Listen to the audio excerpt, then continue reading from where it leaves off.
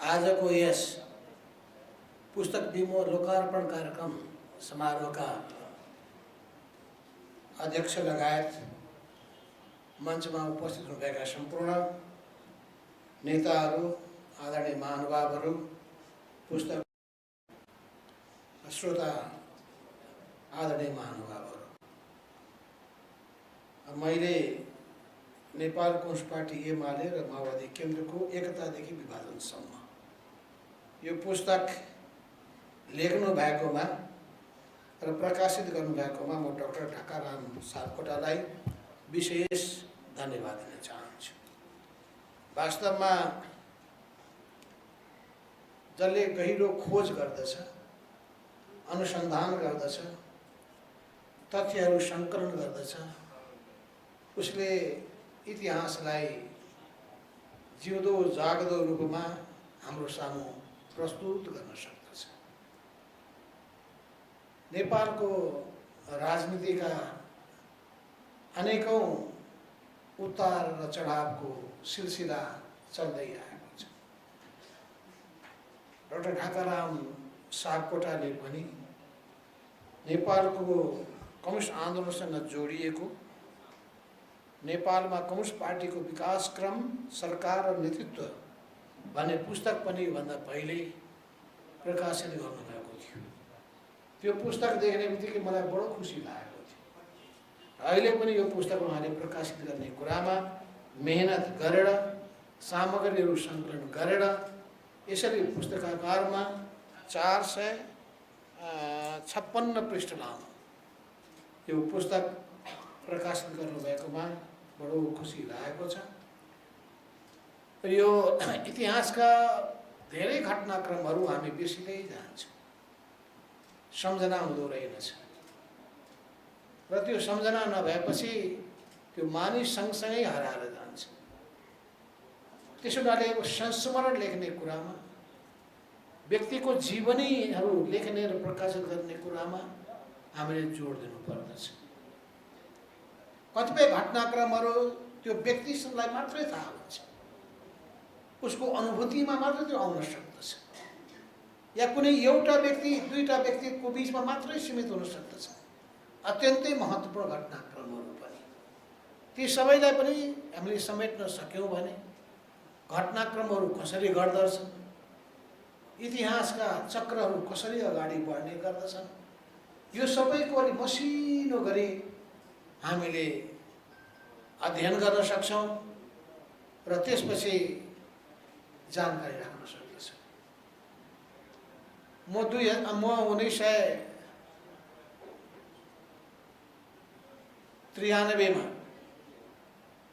1993 को 50 सालमा होला, 51 साल उत्तर कोरिया गएको थिएँ। जाँदाखेरि किम इल सुङसँग कुराकानी भयो। किम इल सुङको 4वटा संस्मरणात्मक किताब थिए, विथ द सेन्चुरी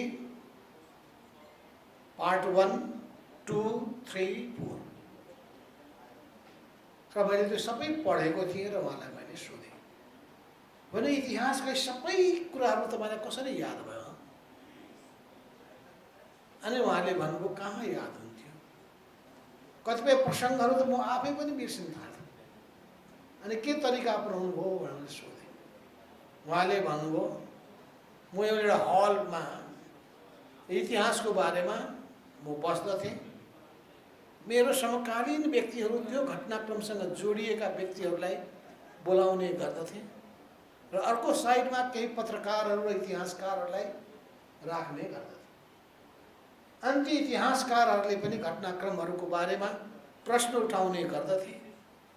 प्रश्न उठाइसकेपछि सम्झेको म भन्थेँ, अनि थपहरू कसैले पनि के एउटा जोड्नु पर्यो भने यो भएको थियो, यो भएको थियो, यो भएको थियो भनेर अरूहरूले थप्दै गइसकेपछि बल्ल विषयवस्तुहरूले पनि पूर्णता प्राप्त गर्ने गर्दथे।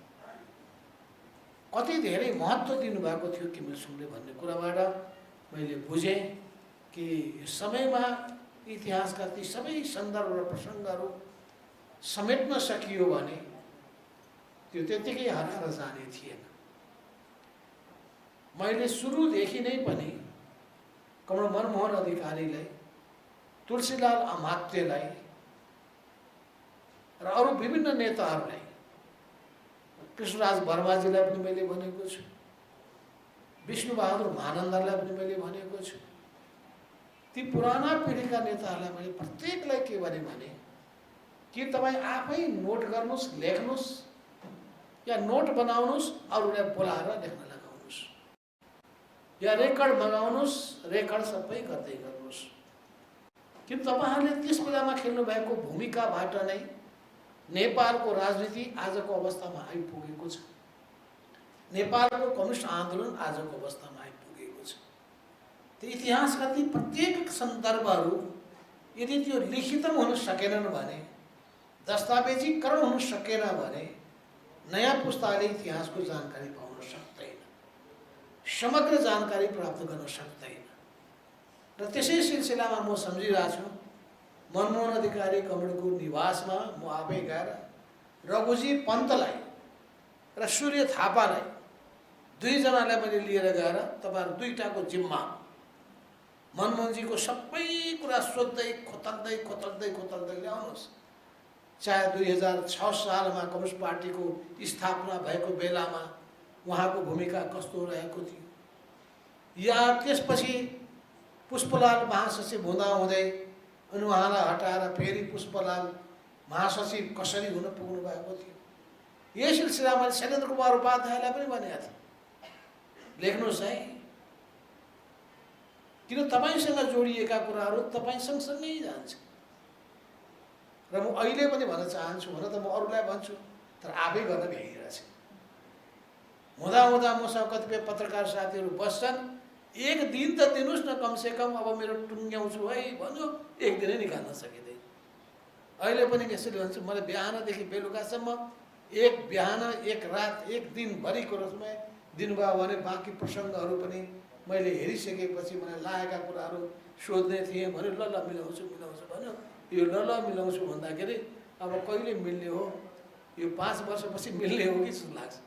अब यो राजनीतिबाट चाहिँ यो 5 वर्षपछि है अब विदाय हुनु पर्ला जस्तो लागिरहेछ मलाई। यो धेरै बस्नु पनि जरुरी छैन, 70 वर्षमै छोडौँ कि भन्ने लागेको, परिस्थितिले छोडै दिइरहेको छैन। यसपटकको चुनावमा त लड्नै पर्छ, जित्नै पनि पर्छ, राजनीतिलाई एउटा मोडमा पुर्याउनै पनि पर्छ। चुनावको आज मितिको घोषणा भइ पनि सक्यो, अब पनि चुनावमा नउठ्ने भन्ने कुरा गर्नै भएन। डराएछ क्या माधव नेपाल भन्ने पर्ला, सामना गरेर चुनावमा उठेर विजयको डङ्का बजाएर तपाईँहरूको बिचमा मैले फेरि आउनु पर्ने छ। अवश्य पनि त्यस्ता तत्त्वहरू होलान् जसले घृणा पैदा गरिरहेका होलान्, नकारात्मक प्रचारहरू गरिरहेका होलान्, त्यस्ताहरू हुन्छन्।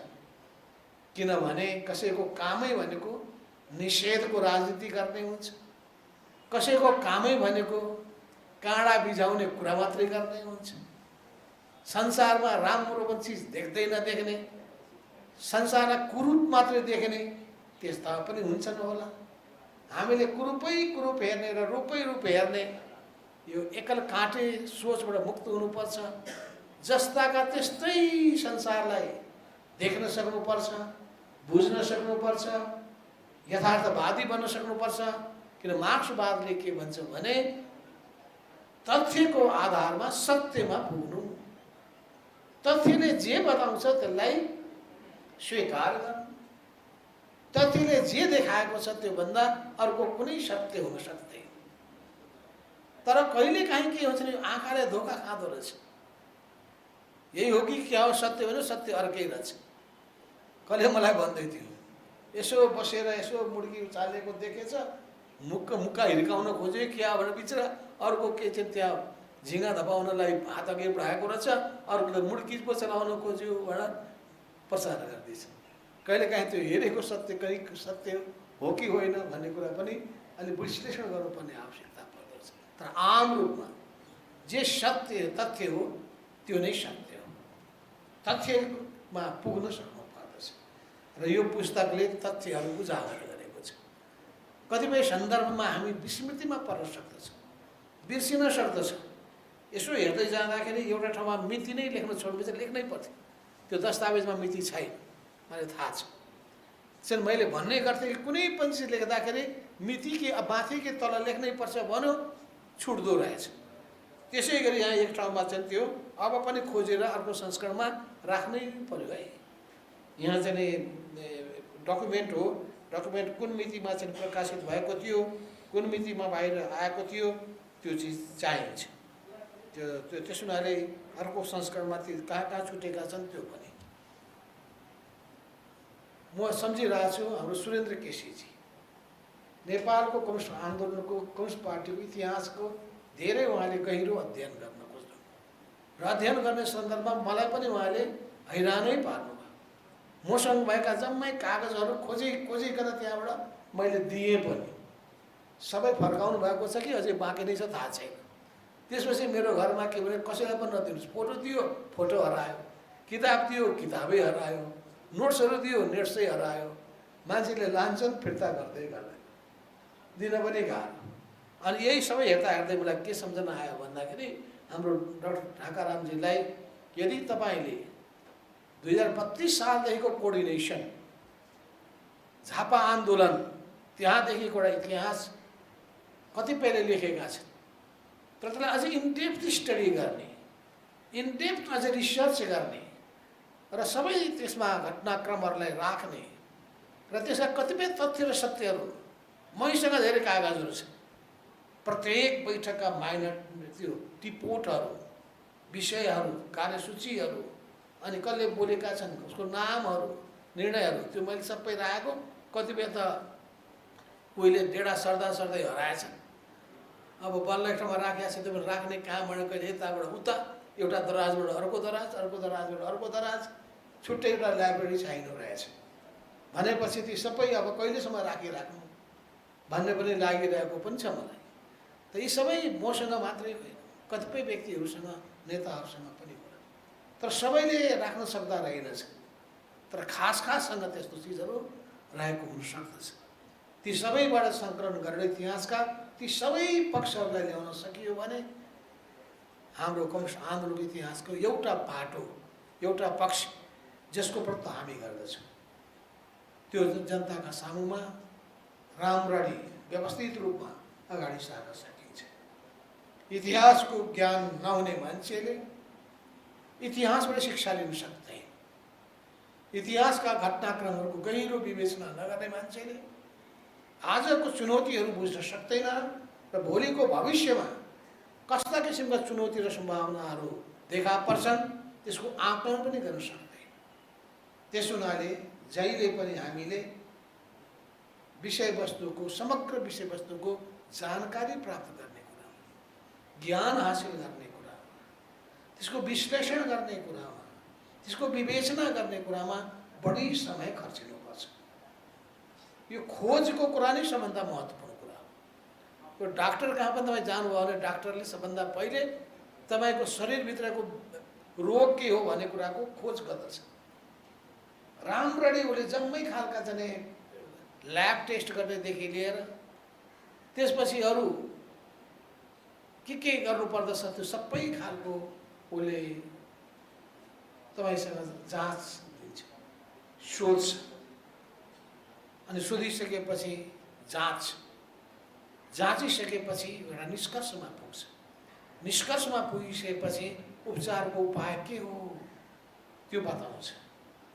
अपरेसन गर्नुपर्ने हो भने अपरेसनको टेबलमा लिएर जान्छ, औषधि दिनुपर्ने हो भने औषधि दिन्छ, हल्का औषधिले पुग्छ भने हल्का औषधि, कडा औषधि दिनु पर्यो भने कडा औषधि, जसले गर्दाखेरि ऊ फेरि ठुलो बिमारीको शिकार हुन सकोस्। इतिहासमा पनि त्यस्तै हो।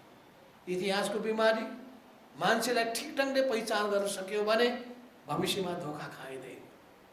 राम्रो ढङ्गले सबै गर्न सकिएन भने धोका खानु बाहेक अरू केही पनि हुँदैन। त्यसो हुनाले हामीले समय समयमा धोका खाँदै आएका छौँ, किनभने हामीले गहिरो विवेचना गरेनौँ, मान्छेहरूको समग्र पक्षको बारेमा विश्लेषण गरेनौँ। मानिसहरू थरीका हुन्छन् र अहिलेको त राजनीतिमा म भन्ने प्रवृत्ति व्याप्त भएको छ। आफूलाई केन्द्रबिन्दुमा राख्ने, राजनीतिलाई व्यवसायको रूपमा लिने, फाइदाको निम्ति चल्ने, आफूले पाएको छ भने अनि जय जयकार गर्ने, अलिकता कम भएको छ भने अनि निन्दा सुरु गर्ने, अनि त्यो कुनै निष्ठा रहँदैन, सिद्धान्तप्रतिको निष्ठा छैन, आदर्शप्रतिको निष्ठा छैन। र यस्तो खालको जुन अहिले निष्ठाको राजनीतिमा क्षयीकरण भएको छ, त्याग तपस्या बलिदानको भावनामा क्षयीकरण भएको छ। त्यसो नभए वास्तवमा देशलाई अघि बढाउने हो भने देशभक्तिको भावना यो पहिलो चिज हुन्छ। जनताको निम्ति राजनीति गर्न खोजेको हो भने जनसेवाको भावना अर्को महत्त्वपूर्ण कुरा हुन्छ। र जनसेवाको भावना अघि बढाउने कुराको सन्दर्भमा के काम गर्दाखेरि जनताको पीडासँग वास्तवमा मिसिन सकिन्छ, जनताको पीडा र वेदनालाई बुझ्न सकिन्छ, त्यसमा मलहम लगाउन सकिन्छ, जनताको सुखमा रमाउने, जनताको दुःखमा दुःख व्यक्त गर्ने। मान्छेलाई चाहिने अरू केही पनि होइन, मान्छेलाई पैसाले किनेर पनि पार लाग्दैन, मान्छेलाई भावनाले प्रभाव पार्ने। त्यो भावना भनेको सङ्कटमा परेको मान्छेको, त्यो पीडामा परेको मान्छेको त्यो सङ्कट र पीडामा तपाईँले साथ दिने कुरा, शब्द दिने कुरा हो। यी सबै कुराहरूको सन्दर्भमा सङ्गठन निर्माणका कुरादेखि लिएर आन्दोलन उठानसम्मका कुरा, यी सबै चिजहरूको बारेमा व्यवस्थित श्रृङ्खलाबद्ध सबै घटनाक्रमहरू उल्लेख हुनुपर्दछ। यहाँ मैले हेर्दा हेर्दै मेरो पनि कतिपय कुराहरू यो मिति हो कि त्यो मिति हो कि लागिरहेको थियो। यहाँ हेरेपछि ठ्याक्कै मिति मिलेछ, किनभने पुस 5 गतेको दिनमा प्रदेश सभा भङ्ग भयो। भङ्ग भइसकेपछि के भयो त? 5 गतेको दिनमा के भयो? त्यही 5 गतेको दिनमा बालुवाटारमा बैठक बसिरहेको थियो पार्टीको, सचिवालय भवनमा बैठक बसिरहेको छ। अनि त्यसपछि त्यही बेलामा बैठक बसिरहेकै बेलामा ठ्याक्कै निवासबाट प्रदेश सभा भङ्ग गर्ने राष्ट्रपति कहाँ चिठी पठाइएको छ। एकै दिन हामी बसिरहेका छौँ, बैठक बसिरहेका छौँ, कुरिरहेका छौँ, अब बैठक सुरु होला भने ठानिरहेका छौँ। ठ्याक्क त्यो बेलामा बैठक अब विघटन भयो भने आएपछि त्यही बैठकको यहाँ तिथिमिति सहित यहाँ मैले हेरेँ कि ठ्याक्कै पुस 5 गतेको दिनमा त्यही बालुवाटारमा बसेको बैठकबाट यहाँ लेखिएको तपाईँले पाउनुहुन्छ। तपाईँ यहाँ पाउनुहुन्छ कि कसरी त्यहाँ बसेको बैठकले विघटन गरेको निर्णयको निन्दा गर्यो, निन्दा गरेर त्यसपछि चाहिँ प्रस्ताव पास गर्यो। भनेपछि अन्तिम समयसम्म हाम्रो कोसिस कतिसम्म भएको थियो भन्ने कुरा हामी हेर्न सक्दछौँ। पुस 7 गते मात्र तुरुन्तै बैठक बोलाइयो, उता पनि बैठक 7 गते पनि बैठक बोलाइयो। भनेपछि यी बैठकहरू यी तिथिमिति सहितको श्रृङ्खलाका यावत पक्षहरू यसमा उल्लेख गरिएका छन्। त्यसो हुनाले पनि मैले यहाँ भन्न खोजेको यी पुस 5 गते परिशिष्ट 20 मा छ बालुवाटारमा बसेको नेकपा स्थायी कमिटीको बैठकको निर्णय र उपस्थितिमा 1 नम्बरमा केपी शर्मा ओली अध्यक्ष, हस्ताक्षर छ। अनि त्यही बेलामा त्यहाँ के भन्छन् अरू व्यक्तिहरूको हस्ताक्षर छैन। अनि त्यहाँ जो उपस्थित को थिएनन् ठ्याक्क हेर्नु थाहा भइहाल्छ, वो सबैको नाम किन पढौँ। भनेपछि त्यहाँ बस्दा बस्दै यो बैठक आज प्रधानमन्त्री तथा पार्टी अध्यक्ष केपी शर्मा ओलीबाट द्वारा गरिएको प्रतिसभा विघटनको सिफारिसको असंवैधानिक, अलोकतान्त्रिक, निरङ्कुश, पश्चिगामी र जनादेश एवं संविधान विरोधी के देखिएको छ कार्यको निन्दा गर्दै तीव्र विरोध एवं भर्त्सना गर्दछ र यो जनताको उपलब्धिमाथिको कठोर प्रहार रहेको छ भन्दै त्यसपछि गम्भीर आपत्ति व्यक्त गर्दछ। त्यही मितिमा हामीले गरेका छौँ। त्यसपछि त्यहाँबाट ढोका त बन्द भइगयो। 7 गतेको बैठक बसेको छ केपी ओलीको अध्यक्षतामा, केन्द्रीय कमिटीका बहुमत सदस्यलाई बोलाइएकै छैन। अनि अल्पमत सदस्यहरूको उपस्थितिमा हामी सबैलाई कारबाही गरिएको छ। पुष्पकमल दाहाल प्रचण्डलाई जम्मै कार्यकारी अधिकारबाट सिधै वञ्चित गरिएको छ। विधानमा एकपछि अर्को संशोधन फटाफट गरिएको छ। सम्पूर्ण निर्णय गर्ने अधिकार एक व्यक्तिमाथि प्रदान गरिएको वा निर्णय गरिएको छ। अनि आज पनि केही व्यक्तिहरू होइन त्यहीँ पो बसेर टाङमुनि बसेर हिँडे हुन्थ्यो नि भन्ने पनि गीत गाउँछ। इतिहासको सम्झना नभएर, घटनाक्रमको सम्झना नभएर अनि त्यसपछि त्यत्तिकै कल्पना लोकमा लागेर भावनामा डुबेर यस्तो खालको सोच। अर्थात् त्यो पार्टी के भएको थियो भन्दाखेरि व्यक्तिवादको चरम आहालमा डुबेको थियो। एउटा व्यक्ति आफूलाई सर्वैसर्वा ठान्ने स्थिति, संस्थाभन्दा आफू माथि, प्रधानमन्त्री देशभन्दा माथि, पार्टी अध्यक्ष पार्टीभन्दा माथि, पार्टीको संस्थाभन्दा माथि, संस्थागत निर्णय कुनै पनि नमान्ने, नभए त कुनै पनि विषयको बारेमा त बहस गर्न सकिन्छ नि। यो राजनीतिक विषयवस्तुसँग डराउनु पर्ने केही आवश्यकता छैन। कुनै बैठकमा गलत कुरा पनि निर्णय पास भइदिन सक्छ, फरक मत दर्ज गर्न सकिन्छ। बहस हुँदै गइसकेपछि, व्यवहारबाट अनुभूत हुँदै गइसकेपछि अर्को बैठकमा मान्छेको चेतना खुल्छ अनि त्यसपछि अर्को फेरि बैठकमा बहुमतले साथ दिन सक्दछ। यो विगतदेखि भोग्दै आएको कुरा पनि। तर के हो भने त्यो व्यक्तिवाद कहाँबाट जन्मिन्छ भने त्यो दक्षिणपन्थी अवसरवादबाट। त्यो दक्षिणपन्थी अवसरवादी आहालमा डुबिसकेपछि आफूलाई सर्वैसर्वा ठान्ने प्रवृत्ति देखिन्छ। अनि त्यो सबै ट्रेन्ड नै कस्तो देखिन्छ भन्दाखेरि देशलाई पनि व्यवस्था गर्ने, जनतालाई पनि व्यवस्था गर्ने, मूल्य र मान्यतालाई पनि व्यवस्था गर्ने, स्वच्छ राजनीतिलाई पनि व्यवस्था गर्ने, त्यसै गरी सुशासनका मान्यतालाई पनि व्यवस्था गर्ने, अनि सानो गुट आफ्नो प्रशंसकहरूको मण्डली तिनीहरूको चाहिँ वरिपरि रमाउन छ। हो यो सबैले गर्दाखेरि त्यो पार्टी एकताबद्ध भएर रहन सकेन। त्यो पार्टीको विभाजनको मूल कारक को हो यो दस्तावेजले भन्छ। तैपनि कसैले महसुस गर्छ भने, गल्ती भयो भन्छ भने, 100 ठक्कर खाएर बुद्धि खुल्छ भनिन्छ, 100 ठोक्करले बुद्धि खुल्छ भने त केही छैन। तर बडो विडम्बना, आजसम्म मैले चाहिँ गोर्बाचोभले माफी मागेको, गल्ती स्वीकार गरेको सुनेको छैन है। सुन्नुभएको छ तपाईँहरूले? कोही मैले त कोही पढ्न पाएको छैन। सोभियतसँग विघटन गरेर पनि बेठी गरियो भने कोही मानेको छैन। कम्युनिस्ट पार्टी विघटन गरेको पनि कहीँ स्वीकार गरेको छैन। समाजवादलाई सिद्ध्याएकोमा पनि कहीँ चाहिँ स्वीकार गरेको छैन। अब यस्तो ज्यात्रो मनस्थिति भएका गोर्बाचो, एल्सिन त त्यसका मूल कारकै तत्त्व भइहाल्यो। त्यस्तो हुँदो रहेछ। हुँदा हुँदा हुँदा हुँदा हुँदा चीनको ग्याङ अफ फोरको पनि इतिहास तपाईँलाई थाहा छ।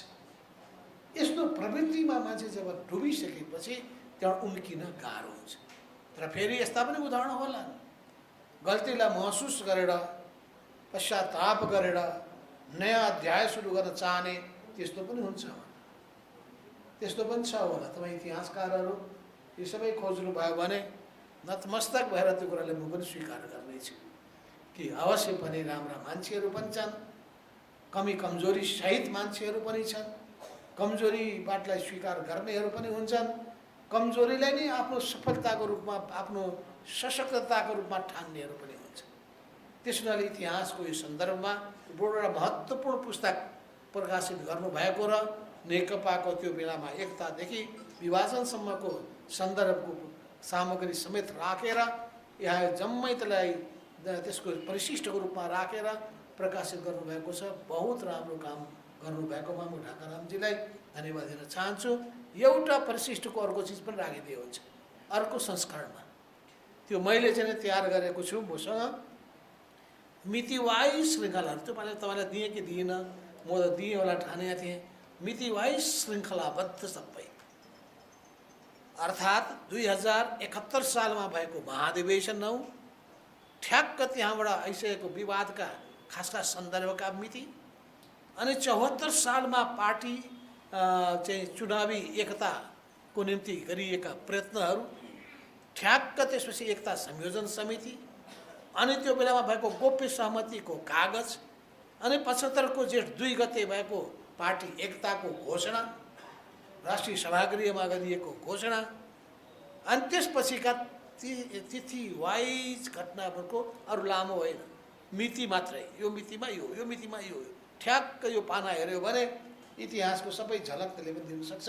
अन्तिम परिशिष्टमा त्यो राखिदियो भने अर्को अङ्कमा राख्नु भने 452-56 छँदैछ, धेरै भयो भने 500 पेज पुग्ला, फरक केही पर्दैन। त्यहाँ सिङ्गै पढ्नेले सिङ्गै दस्तावेज पढ्छ, हतार हुनेले तिथिमिति हेरेर घटनाहरू चट याद गरेर अनि बहस विवादहरू गर्न सक्दछ। त्यसो हुनाले चाहिँ यो पुस्तक जे पनि राम्रो छ र अरू पनि यस्तै पुराना पुस्तकको सन्दर्भमा मैले भने झापा आन्दोलनका योद्धाहरू पनि एकपछि अर्को बिदा हुँदैछ नै, ख्याल गर्नुहोस्। बुढो हुँदै गइसकेपछि मान्छे त बितिहाल्छ नि। मोहनचन्द्रजी पनि जिउँदै हुनुहुन्छ, त्यसो हुनाले ख्याल गरिहाल्नुहोस्। राधाकृष्ण मैनाली अझै पनि हुनुहुन्छ, उहाँहरू पुराना योद्धाहरू मध्येको हुनुहुन्छ। त्यो मुकुन्द निर्वाणी पनि हुनुहुन्छ, ख्याल गर्नुहोस्। यी जम्मै चिजहरूलाई समेटिएको छ कि छैन हाम्रो सुरेन्द्र केसीजीले लेख्नुभएको किताबमा कति समेटिएको छ। योभन्दा पहिले नेकपा को बारेमा लेख्नुभएको जुन छ विकास क्रम भन्ने सन्दर्भमा सम्भवतः सरकार र नेतृत्वमा बढ्ता ध्यान त्यहाँ गएको छ।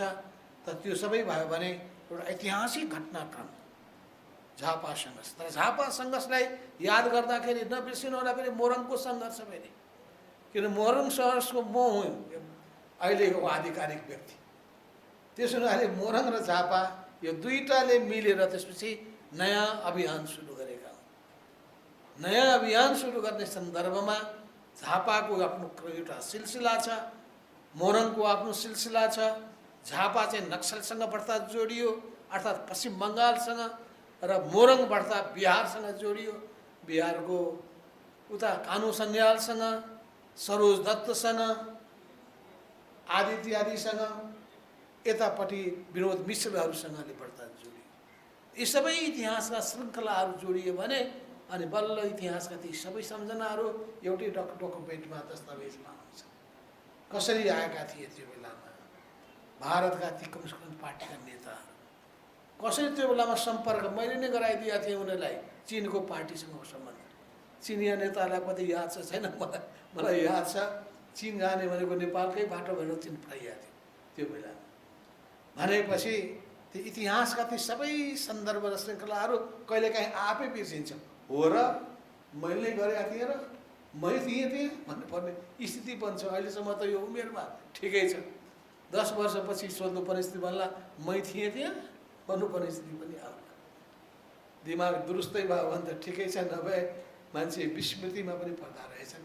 घटनाक्रमहरू बिर्सिनु पनि सकिन्छ।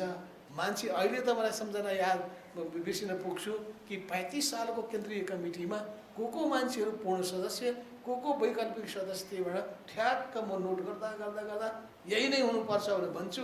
त्यसै गरी 35 सालको साउन महिनामा भएको कोकेको 5औं सम्मेलन, तेस्रो सम्मेलनमा को थिए उपस्थित, प्रतिनिधिको सङ्ख्या कति थियो, जम्मा पार्टी सदस्यको सङ्ख्या कति थियो, कति सदस्यहरूबाट हामीले पार्टीलाई अघि बढाइरहेका थियौँ। यी सबै घटनाक्रमहरू पनि वास्तवमा हामी जिउँदै हुँदा दिमागमा ती कुराहरू घटनाहरू दिमागमा ताजै हुँदा ठ्याक्क तपाईँहरूले रेकर्ड गर्नुभयो भने, दस्तावेजीकरण गर्नुभयो भने त्यो धेरै इतिहासको निम्ति पछिको निम्ति काम लाग्छन्। र यस सन्दर्भमा पनि यो सिलसिला अगाडि बढोस्, तपाईँको यो लेखनी निरन्तरता पाओस्। तपाईँको लेखनी मात्रै होइन, फेरि उहाँलाई मात्रै भन्नुभयो भने तपाईँ हुँदा पर्न। एक से एक तपाईँहरू इतिहासकार हुनुहुन्छ, लेखकहरू हुनुहुन्छ। यस्ता पुस्तक लेख्ने कुरामा अनुसन्धान गर्ने कुराका अनुसन्धानकर्ताहरू हुनुहुन्छ। ती अध्ययन गर्ने, खोज गर्ने, अनुसन्धान गर्ने कामको निम्ति तपाईँहरू सबै अगाडि बढ्नुहोस्। नयाँ पुस्ता झन अगाडि बढोस्। पुराना पुस्तालाई मात्रै होइन, नयाँ पुस्तालाई पनि हामीले अघि बढ्नलाई दिनुपर्दछ। उहाँको उमेर कति हो भने हेर्न खोज्दै थिएँ मैले ढाकारामजीको, यसो हेर्दाखेरि त भर्खरकै युवा लाग्नुहुन्छ। भनेपछि तपाईँभन्दा पनि युवाहरू अब देखा पर्न थालिसकेका छन्। 101 खुबी भएका प्रतिभा भएका व्यक्तिहरू पनि म देखिरहेको छु, जसले विभिन्न विषयमा राम्रो राम्रो अङ्क ल्याएर अझै खोज अनुसन्धान गरेर PhD गरेर राम्रो कीर्ति कायम गर्नुभएको छ। अन्तमा म भन्न चाहन्छु, चुनाव अब आयो, आजै मिति घोषणा भयो। उहाँहरूको त्यो टेलिभिजन, उहाँहरू पत्रकार किन बस्नुहुन्छ थाहा छ? यो किताबको निम्ति कम, चुनावको कुरा आउला गठबन्धन चाहेम रहन्छ कि रहँदैन भन्ने उहाँहरूको वार्ता त्यसैमा ध्यान छ। म बुझ्दछु नि मनोविज्ञान अनुहार हेरेर। अनि त्यसो भएको हुनाले गठबन्धन कायम रहन्छ र पहिलो समाचार बनाइदिए हुन्छ र हामी भोलि गठबन्धन रहन्छ भनेर घोषणा गर्न गइरहेछौँ, त्यो पनि बनाइदिए हुन्छ र गठबन्धन दलहरू मिलेर नै चुनावमा जानेछ। तर सँगसँगै म भन्छु है, नेपाल कम्युनिस्ट पार्टी एकीकृत समाजवादीका साथीहरूलाई हामी अब अर्को मोर्चा पनि बनाउन गइरहेका छौँ। थर्ड पोल जसलाई भन्छ, तेस्रो शक्ति। र तेस्रो शक्तिमा चाहिँ हामी चाहनेछौँ कि हाम्रो पार्टी नेपाल कम्युनिस्ट पार्टी एकीकृत समाजवादी, त्यसपछि नेकपा माओवादी केन्द्र, अनि जनता समाजवादी पार्टी, राष्ट्रिय जनमोर्चा, यी चारवटाहरूले पनि एउटा एक ठाउँमा गोलबन्द हुनु जरुरी छ। किनभने नेपाली कङ्ग्रेसलाई पनि के परेको हुनसक्दछ भन्दाखेरि होइन हामी नै सबै थोक हौँ भन्ने परेको हुनसक्दछ। अनि यतातिर त एउटालाई त परेकै छ, मै हुँ सबै सर्वे सर्वा भन्ने। यो सर्वे सर्वा मै हुँ भन्ने कुराले बिगारेको छ। हामी पनि केही हौँ भन्नुपर्ने समय आएको छ।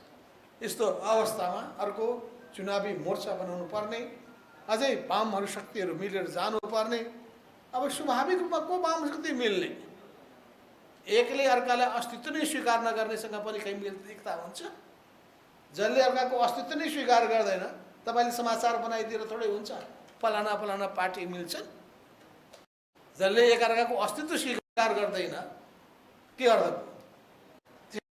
जुन बाटोको बाटै नसोध्नु भने यत्तिकै भनिएको भयो।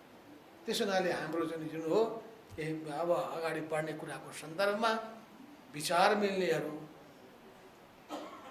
धारणा मिल्नेहरू, भावना मिल्नेहरू, मन मिल्नेहरू मिलेर अगाडि बढ्ने। यस सन्दर्भमा अब चुनावी अब नयाँ अभियान सुरु हुनेछ। हाम्रो पार्टीको केन्द्रीय परिषदको बैठकले पनि निर्णय गरेको थियो कि गठबन्धनको धेरै चर्चा गर्ने काम कम गरौँ। अहिले पनि म भन्न चाहन्छु, भोलि निर्णय त हुन्छ, तर हात्ती आयो पुस्सा भइदियो भने के गर्ने? अन्तिम बेलामा ल यति लिए भए ल्याऊ, नभए जाऊ भनेर के हामी त्यतिकै रोएर बस्ने? समयदेखि नै होस् गर्ने, आफ्नो शक्ति तयार गरेर अगाडि बढ्ने। र यो शक्ति तयार गरेर अघि बढ्दाखेरि सम्भावना निकै राम्रो मैले देखेको छु। म अस्ति भर्खरै आउँदैछु डोटी जिल्लाबाट। डोटी जिल्लाको चाहिँ स्थिति मान्छेले के भन्दा होला, एउटा पनि त जित्नु भएन नि भन्दा होला। अब हेर्नु त्यहाँ हाम्रो पार्टीले गरेको त्यहाँको भेलामा उपस्थिति, पार्टी प्रवेशको लहर, त्यसले उत्पन्न गरेको उत्साह र त्यसको भोलिपल्ट अर्को पार्टीले गरेकोमा निराश मान्छे, सङ्ख्या पनि थोरै। अनि म रौतहट जिल्लामा पुगेँ, त्यहाँ पनि सैकडौँ मान्छे, 700 मान्छे पार्टी प्रवेश गरेका छन् अरू पार्टी छोडेर। अब त्यसलाई काउन्टर गर्नलाई को जाँदैछन् त्यो पनि हेर्दै जाउँला। यो सबै स्थिति भइसकेपछि त मुकाबला त हुन्छ नै। राजनीतिमा त यस्तै हुन्छ। त्यसैले हिम्मतका साथ, बुलन्दीका साथ जो अगाडि बढ्यो, जसमा आँट छ त्यही सफल हुन्छ, जसमा आँट छैन त्यो उसको स्वर रुन्चे हुन्छ। रुन्चेहरूले कहिल्यै पनि इतिहासमा कीर्ति कायम गर्न सक्दैन। चुनौतीको सामना गरेर अप्ठ्याराहरूलाई पन्छाएर, त्यसलाई बाधा अवरोधलाई पन्छाएर अघि बढ्ने नदी जस्तै हामी पनि निरन्तर रूपमा लागिरह्यौँ भने अवश्य सफलता हासिल हुन्छ। र यो जुन ल्याउनु भएको छ पुस्तकले पनि त्यही आशा जगाउनका लागि, मान्छे निराश बनाउने होइन, आशावादी बनाउनको लागि हो। सङ्घर्ष हो जीवन सङ्घर्ष हो।